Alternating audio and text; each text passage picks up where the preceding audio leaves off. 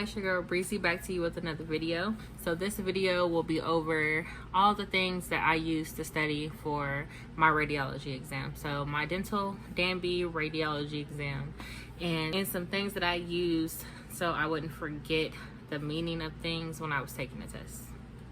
So I have my book here with me, just gonna skim through some things to cover and make sure I don't forget anything. So one of the first things that I would tell y'all that y'all need to make sure y'all remember is the layer concept. So that is as reasonably as achievable. So when they're talking about that, they're going to be talking about the radiation and how you want to keep that as low as you can. So then you want to actually look up andoid. So I'll be leaving like the spelling of the words on the screen as well. So andoid, that is going to be the positive electron. You want to go over, I'm just going to go over the basics. So if y'all want to look into more details about the stuff that I'm going over, y'all can. If y'all want me to go over it, go ahead and leave the comments below and tell me what you need a little bit more knowledge about, and I'll try to go over it for you. So of course you want to go over what is an atom. You want to go over what's a ion, electron. So electron is going to be a negatively charged particle atom, but you also want to go over all of the tubing, the tube heading, so like the extension arm, the PID, the position indicator device, and then you also want to go over,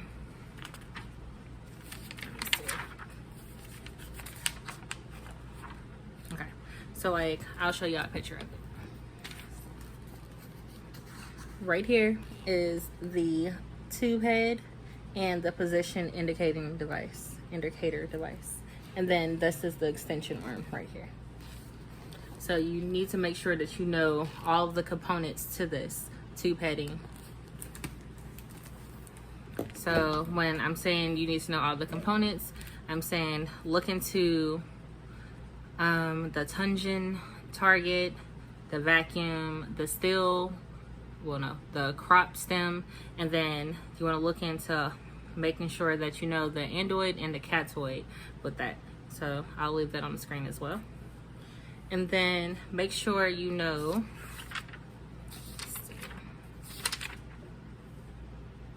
the difference between density and contrast and intensity.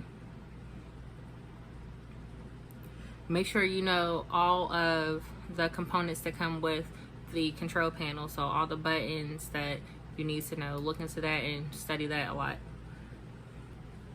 Okay. Make sure you know what ionizing is.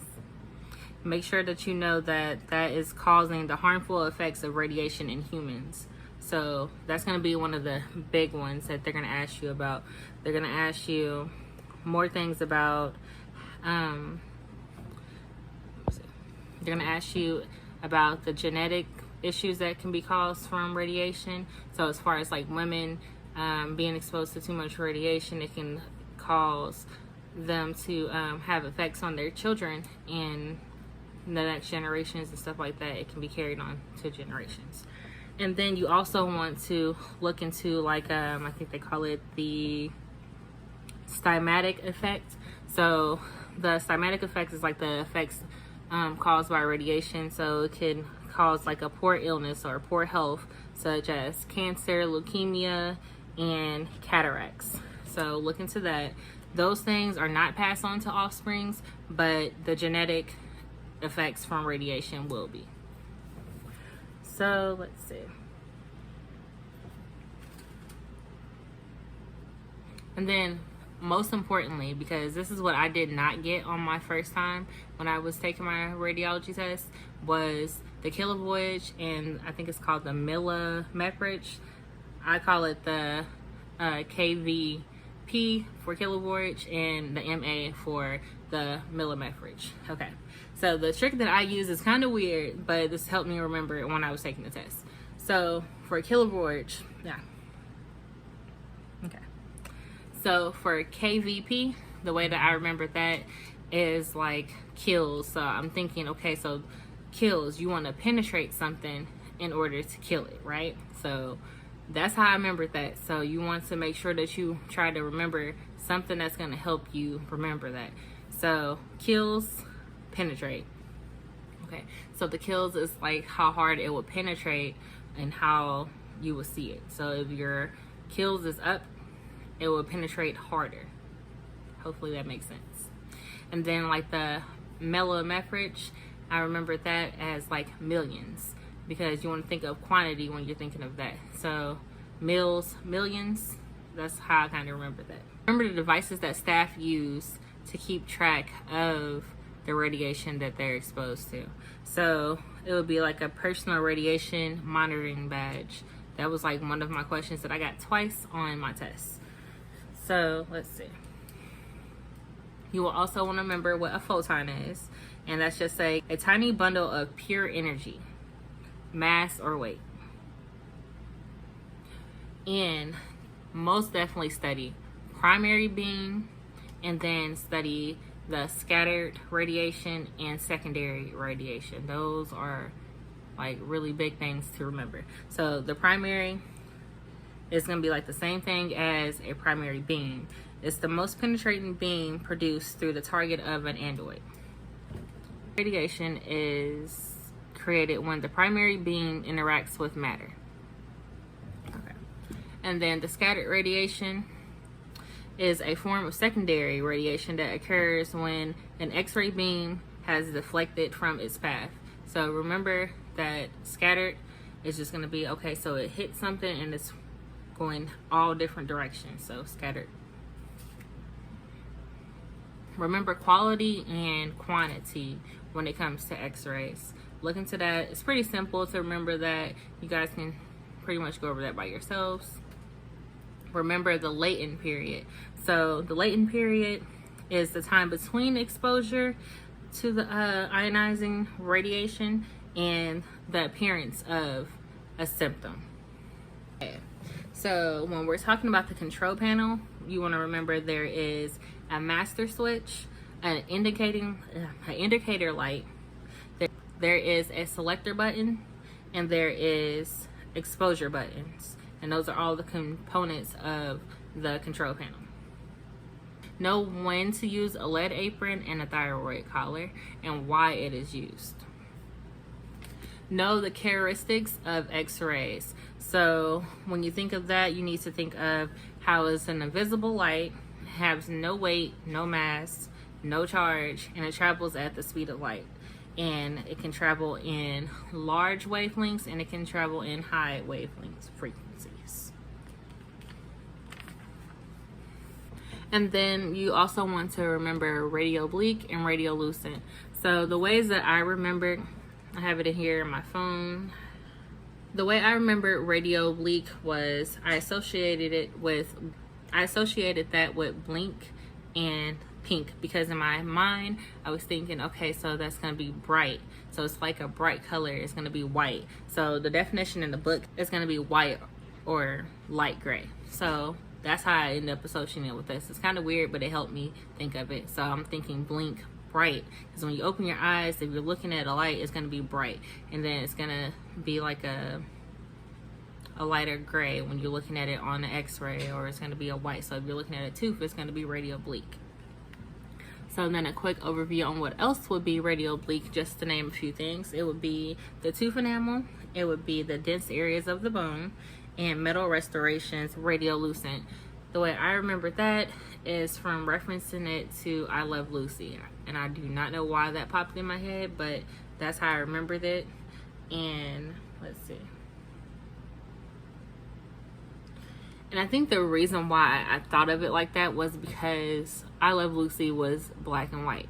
So, or gray and white, or however you want to call it. It was a dark image. So, you know how we have color now? Back then, they didn't have color on most of their TVs. So I thought of it as like a darker area. So, radiolucent is going to be dark. So the book's definition of that is like air spaces, soft tissue, asbestos. I can't even say it right now. I can't even say it. Abscess. Okay. Abscess, tooth decay, and dental pulp appears on radiolucent images. So always remember that radiolucent is a darker image. So let me move in a little bit. Down my shoulder. Right here you can see these teeth. The white areas are gonna be radiobleak. And I don't know if you guys can see the dental pulp in here. That's gonna be radiolucent. And also go over the times when it comes to MA, so the milliamperage and the kilovoid peak, because you need to know the difference between like increasing the time and decreasing the time, because time can depend on the density of your image. So if you increase the time, it's gonna increase more density. If you decrease the time, it's gonna lower the density. Okay. Of your distortion. So you want to know what an image looks like when it is elongated, and you want to look at the images when they are foreshortened. Know your organs that are affected from radiation. So, okay, disorders that can happen due to radiation. So it can be things that happen to your eyes. So the lens of the eyes, you can get cataracts from exposure to too much radiation, or not protecting yourself from the radiation. Bone marrow can cause leukemia. Saliva glands and thyroid glands and skin can cause cancer. And ganoids will cause like a genetic issue. Know the differences when it comes to sensitivity of cells and tissues when it comes to radiation. You want to know your maximum permissible dose, so the MPD. Intraoral and extraoral radiograph. So the intraoral, of course, is going to be inside your mouth, and then the extra is going to be outside. So a good way to think of that is like the XCPs are inside your mouth. When you're doing like a phone went dead, but I'm back. Know about your proper techniques, and know that you do not need to alter anything because the woman is pregnant, as far as what they say in the book. Know the difference between direct imaging and indirect imaging.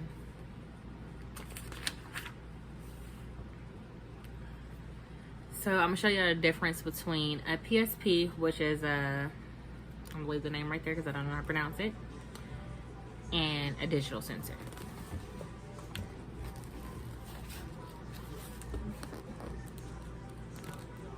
So right here you have your PSP. Here's another PSP, and here is your digital sensors.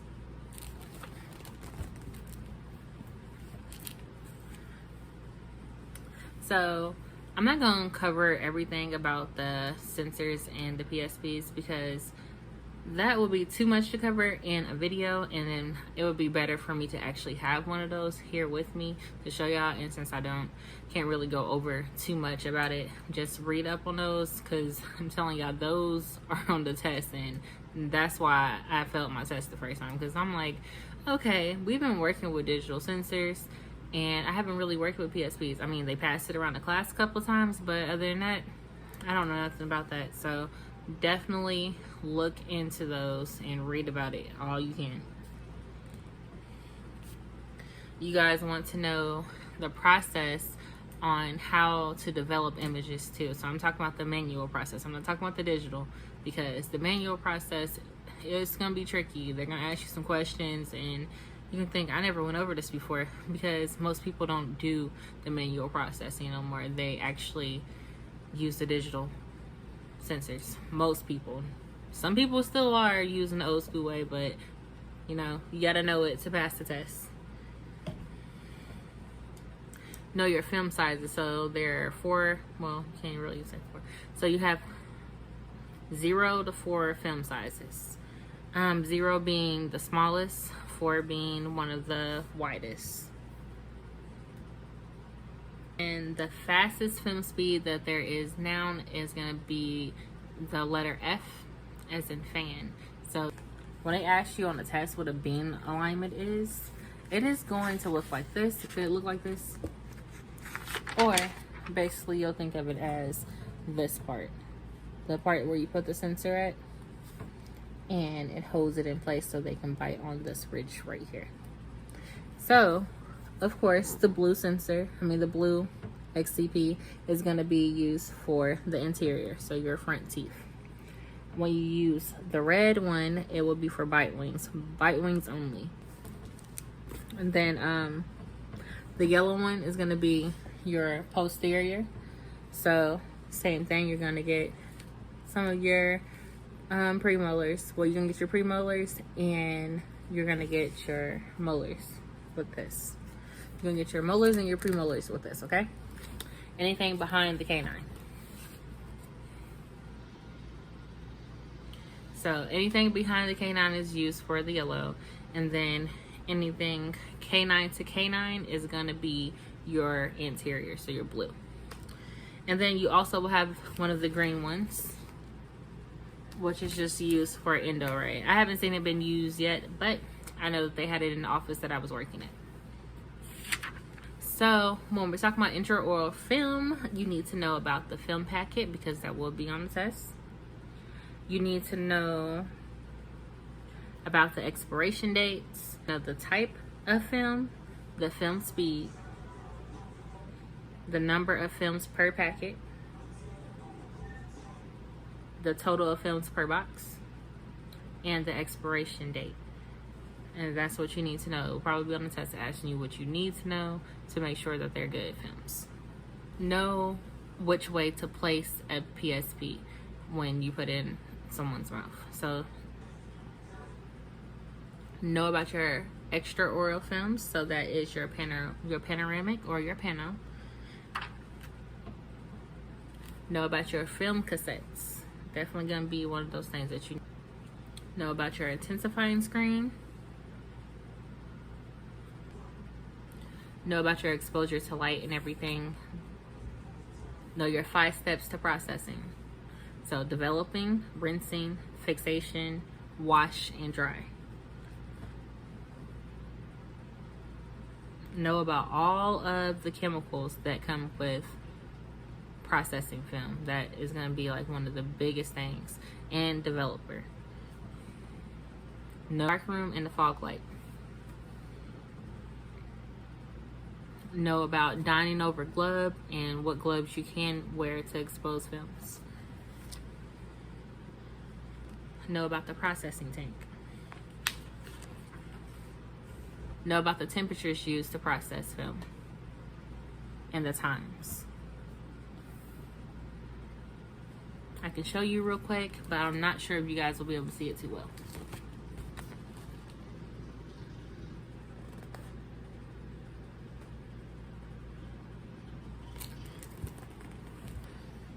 Big one to know is the processing errors. So look into that and know what errors can occur in processing films, because that's going to be some of the questions on the test. So mainly some of them will be coming from the time and the temperature, the chemical contamination errors, the film handling errors, or light errors, but look into them more. Here are some examples of the different types of images you can get. So for this one right here, this is going to be a overdeveloped film. You guys want to make sure that you are studying your infection control, because that definitely will be on there, and you need to know like all the different agencies that we have, as far as like the American Dental Association and all that. Know the differences between those, because they will try to trick you on the test.